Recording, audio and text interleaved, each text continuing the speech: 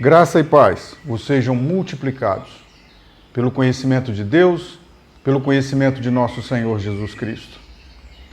Nós vimos então que o povo está passando por um processo onde vai ser confirmada uma aliança com Deus. O Moisés subiu ao monte, o povo não subiu ao monte, o povo ficou no arraial. E depois de alguns dias, nós vamos ler no capítulo 32 do Êxodo, escrito assim, Mas vendo o povo que Moisés tardava em descer do monte, ajuntou-se o povo a Arão e disseram-lhe, levanta-te, faze-nos deuses que vão adiante de nós, porque quanto a este Moisés, a este homem que nos tirou da terra do Egito, não sabemos o que lhe sucedeu. E Arão lhe disse, arrancai os pendentes de ouro que estão nas orelhas de vossas mulheres e de vossos filhos e de vossas filhas, e trazei-mos. Então todo o povo arrancou os pendentes de ouro que estavam nas orelhas e os trouxeram a Arão. E ele os tomou das suas mãos e formou do ouro um buril e fez dele um bezerro de fundição. Então disseram, estes são teus deuses, ó Israel, que te tiraram da terra do Egito. Olha, é muito normal nós andarmos por aí ouvindo as pessoas dizerem que se Jesus não veio ainda, Jesus não vem mais. É muito comum as pessoas dizerem isso. Viu o que aconteceu com aqueles homens? Sabe quem são essas pessoas que estão construindo aqui um bezerro de ouro? São pessoas que passaram pelo mar a pé enxuto e viram toda a tropa do Egito ser morta, submergida no mar. Esse povo que está pedindo aqui um Deus ao Arão é o povo que viu durante toda a noite uma coluna de fogo que os iluminava e os aquecia durante dias. Esse povo que está querendo aqui que se faça para ele um Deus é alguém que viu uma nuvem durante o dia que lhe refrigerava a caminhada. Não era por falta de sinais que esse povo estava agora diante de quem? Do sacerdote. Pedindo a ele, construa-nos um Deus. Sabe por que eles têm dando entendimento aqui? Que até aquele momento, Deus para eles era Moisés. Na falta do Moisés, eles precisavam de alguém que substituísse não Deus, mas de alguma coisa que pudesse substituir o Moisés. Dá para entender a diferença? Não, nós não podemos dizer nada contra Deus. Deus, quando Ele permite que alguém passe grande privação, nós não podemos criticar Deus. Deus sabe todas as coisas. Nós podemos criticar um sacerdote, nós podemos criticar um pastor, nós podemos criticar um ministro da palavra. Deus não. De Deus nós não podemos falar nada.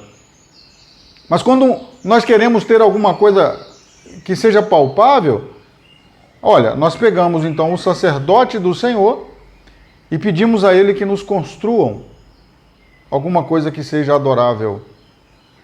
Que coisa horrível, que coisa triste, que coisa que faz com que nós desanimemos da fé. Porque o tempo é alguma coisa que Deus estabeleceu a nosso favor e não contra nós.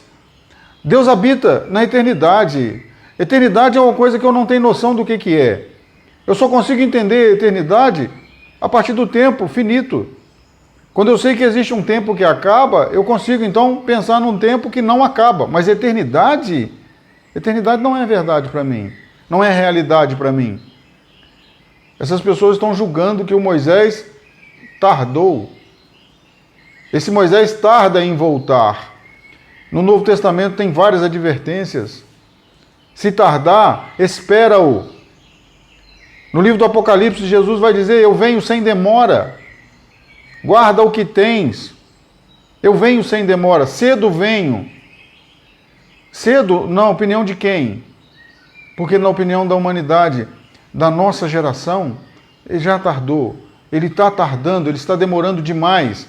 Você consegue perceber que nós vivemos dias de grande meditação sobre uma fé que não pode morrer, de uma fé que não pode acabar, de uma fé que não pode perder o seu significado, o seu sentido?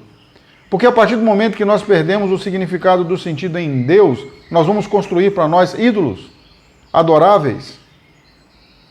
Olha só, quando nós percebemos Jesus dizendo que a gente precisaria atentar para o que significa a eternidade, lá no Evangelho do João, Jesus vai dizer uma coisa muito interessante para nós. Evangelho do João, capítulo 17, versículo 3. E a vida eterna é esta, que conheçam a ti só por único Deus verdadeiro e a Jesus Cristo a quem enviaste. Somente a Deus como Deus verdadeiro e a Jesus Cristo como único mediador entre Deus e os homens. Segundo Jesus aqui no Evangelho do João, isso é o sentido de vida eterna, isso é o sentido de eternidade.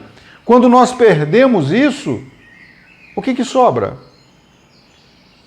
A advertência do Paulo, porque nos últimos tempos, as pessoas tendo comichão nos ouvidos, eles não terão ouvidos para a palavra de Deus, muito pelo contrário.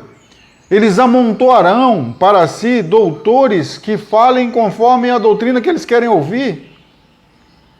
É uma advertência do Paulo para os nossos dias. O que são doutores que falem uma doutrina que nós queremos ouvir? Bezerro de ouro. Nós vamos ver na construção do tabernáculo, vai se usar um processo muito semelhante. O Moisés vai pedir às pessoas, tragam ouro para que a gente possa então revestir as tábuas do tabernáculo. O Arão fez a mesma coisa, tragam o ouro que vocês têm, para que seja feito então um Deus para vocês. O Arão, ele está simplesmente respondendo a um anseio do povo. O Arão, como sacerdote de Deus, irmão do Moisés, ele poderia legitimar aquele culto? É isso que as pessoas estão percebendo? Olha, nós não estamos fazendo uma transgressão muito séria, porque afinal de contas, o nosso mediador aqui é o Arão, é o irmão do Moisés, é o homem do cajado que floresceu, é o camarada que andou com Moisés até esse momento. Ele estava com Moisés quando Moisés foi ao faraó. Nós não estamos aqui de qualquer maneira, nós temos um representante à altura. A vida eterna é essa, que reconheçam a Deus como o único Deus e a seu Filho Jesus Cristo, a quem Ele enviou. Dá para você entender que hoje, quando o nosso cristianismo ele fica instável, nós poderemos estar colocando no lugar de Jesus alguém que não é Jesus. Nós poderemos estar criando para nós ídolos, que o marketing do mundo ele pode empurrar na nossa vida, na nossa existencialidade, no nosso entendimento, um tamus que a gente vai viver feliz com ele, porque a história dele é muito semelhante com a história de Jesus. Dá para você perceber esse perigo? Porque nós nos estamos aproximando do dia do encontro definitivo. Jesus vai descer, Jesus vai voltar, Jesus tem um encontro conosco, Jesus traz novidades da parte de Deus. Uma novidade maravilhosa que já está revelada, não vai ser revelado lá no dia que ele vier, é que ele vai dizer: vinde benditos de meu Pai, possuí por herança o reino que vos está preparado. Nós não precisamos de revelação para entender isso. Isso é literal. Vinde benditos de meu Pai. E quem são os benditos de Deus? Aqueles que viram a Deus como único Deus e a seu Filho Jesus como enviado de Deus. Faça-nos um Deus que represente, que signifique para nós, que dê significado às bênçãos que nós recebemos até agora. Não faz sentido, querido. Esse povo, ele é de grande valia para nós. Porque esse povo mostra como que se faz uma religião, como que se monta uma religião. Você sabe o que significa o ouro colocado ali aos pés do Arão para que se construam um bezerro, uma imagem de adoração? Olha, nos nossos dias, dons espirituais, sonhos, visões e revelações. As pessoas podem construir uma religião baseada nisso. Deus me revelou, Deus me mostrou, eu senti de Deus. Você já ouviu alguém dizendo, eu senti de Deus que era para fazer determinada coisa? É perigoso, é muito perigoso. Nós precisamos viver dias de autenticidade. Nós vivemos dias em que nós precisamos compreender que a ausência de Jesus ter ido ao encontro do Pai, estava previsto, é profético. Jesus vai chegar e vai dizer, para onde eu vou? Vocês não podem ir agora. Vocês não podem ir agora. Mas vocês sabem o caminho. Irmãos, é maravilhoso. Porque a fala de Jesus já tem 2000 anos, mas eu consigo ele dizendo para mim, eu consigo escutar ele dizendo para mim: você sabe o caminho. Se você errar o caminho, se você desistir do caminho, é um direito seu, mas você sabe o caminho. Aí eu vou dizer que ele está demorando?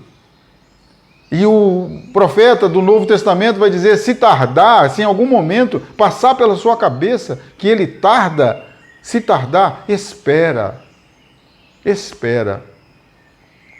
Tem uma outra fala do Novo Testamento que diz assim, porque os que perseverarem até o fim serão salvos.